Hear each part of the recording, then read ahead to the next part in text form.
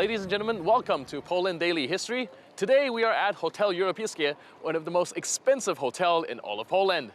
The secret to keeping such a prestigious status relies on preserving history and providing luxurious accommodation. Today we will learn more about one of the most exclusive jewels of Warsaw.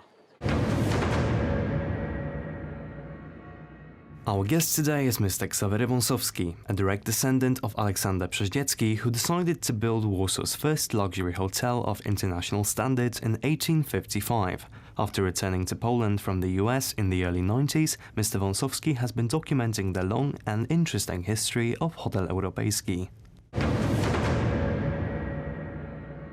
Ever since the construction of the hotel in 1855, which I imagine is the most modernized hotel at the time, but as time goes by, however, there must be like new renovations and new advances made to the construction or just the way it's run as a whole. And I was wondering if you can give us some details about how the hotel get with the times. Certainly. When the hotel first opened up, one of the advances was they had running water.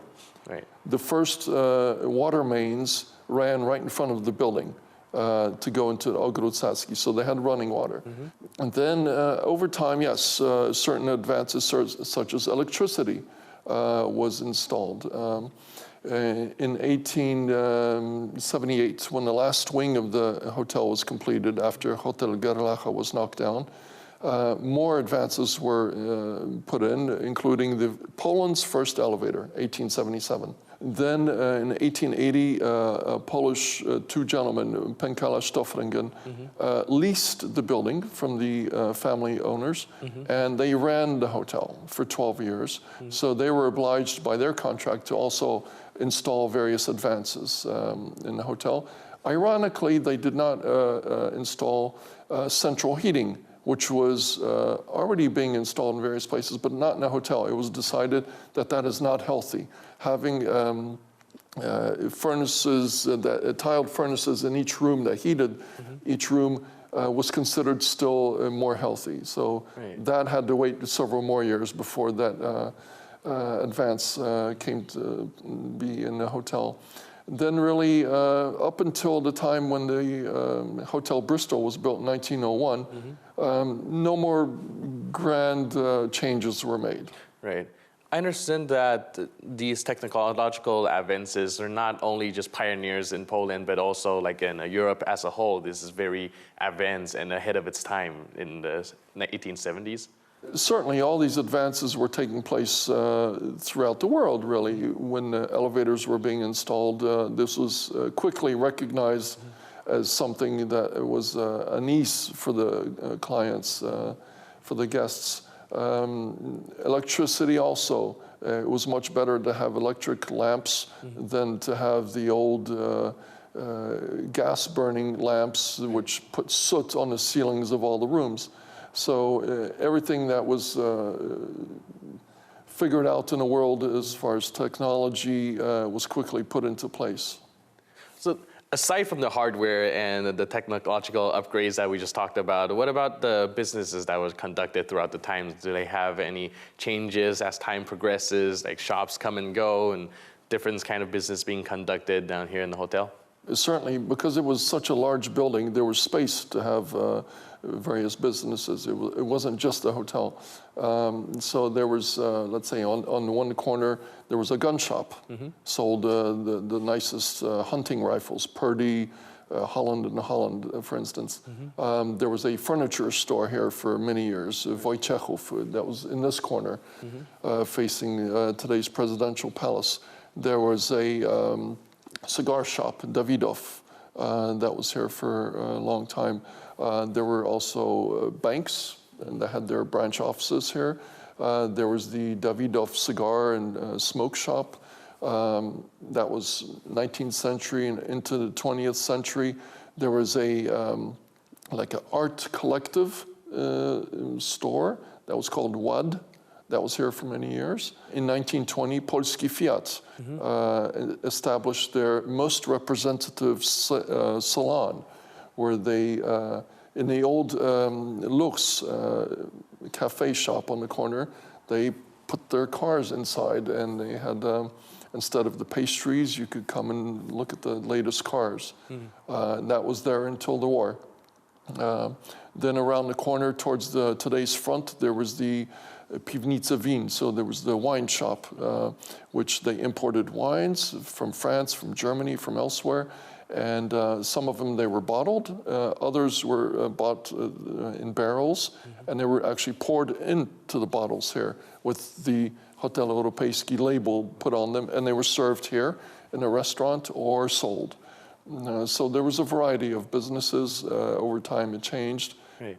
For the guests and for Warsaw's citizens.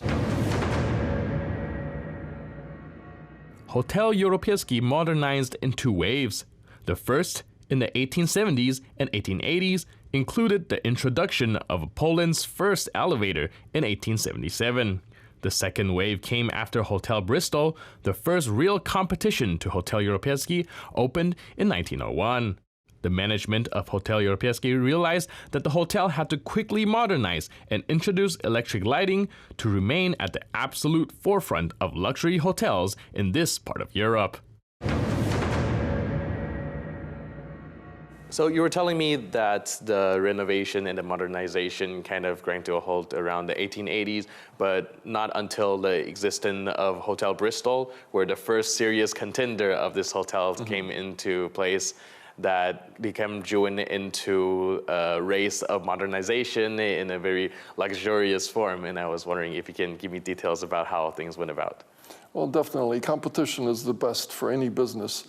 Indeed, the Hotel Europejski, now having about 45 years, met its first competitor directly across the street. When the Hotel Bristol was built, they indeed placed all their latest technological advances. They had a crystal elevator inside. It was really top-notch. Right. So the owners of the Europejski decided, well, it's time to do something here. We need to fix a little fixer-upper needs to take place.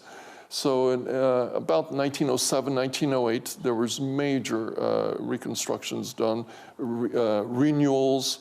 All the furniture was changed. Various rooms were remodernized.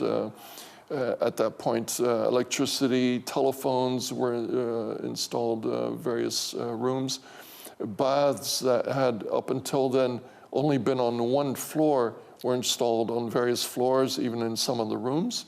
So this was really advanced to be on par with the Bristol.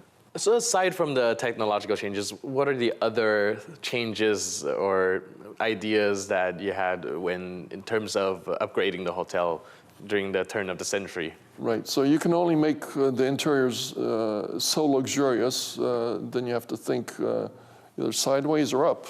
So the idea was to raise the roof and add several floors to the hotel.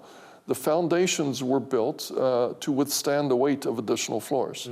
Whether by design or by accident or by lack of funds, it wasn't initially done, so we don't know.